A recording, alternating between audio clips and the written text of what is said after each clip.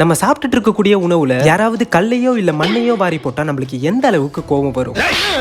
ஆனா இதை விட ரொம்பவே மோசமான ஒரு விஷயத்தை தான் உத்தரப்பிரதேஷ்ல இருக்கக்கூடிய அலிகார்ங்கிற ஒரு டிஸ்ட்ரிக்ட்ல பண்ணிருக்காங்க. என்ன நடந்துச்சுன்னு சொல்றேன் கேளுங்க. ஜூலை 25 உத்தரப்பிரதேஷ்ல இருக்கக்கூடிய அலிகார்ங்கிற ஒரு டிஸ்ட்ரிக்ட்ல அங்க இயங்கிட்டு இருந்த கோதுமை மாவு தயாரிக்கக்கூடிய ஒரு மில்லுக்கு FSDA அதாவது food safety and drug administration டிபார்ட்மெண்ட்டை சேர்ந்தவங்க ஒரு ரைடை நடத்துறாங்க. இந்த ரைட்ல கிட்டத்தட்ட 400 கிலோகிராம் ஸ்டோன் பவுடர்ஸை கேட்ச் பண்ணிருக்காங்க. ஸ்டோன் பவுடர்னா வேற ஒண்ணும் இல்லைங்க, கற்களை அரைச்சி அதை 400 கிலோகிராமுக்கு வச்சிருந்திருக்காங்க. இப்போ உங்க எல்லாருக்குமே ஒரு டவுட் வரலாம், கோதுமை மாவு தயாரிக்கிற மில்லுல எதுக்குடா ஸ்டோன் பவுடர்னு?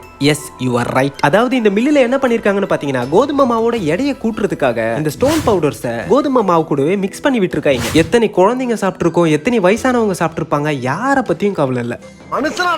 இந்த விஷயம் கன்ஃபார்ம் ஆன உடனே அந்த ஸ்டேட்டோட அசிஸ்டன்ட் கமிஷனரான அஜய் ஜெய்ஸ்வால் அந்த ஏரியால இருக்கக்கூடிய எல்லா ஃபேக்டரியும் இன்ஸ்பெக்ஷன் பண்றது மட்டும் இல்லாம அந்த மில்லுல இருந்து போன எல்லா ஸ்டாக்ஸுமே ரெக்கவரி பண்ணிருக்காங்க.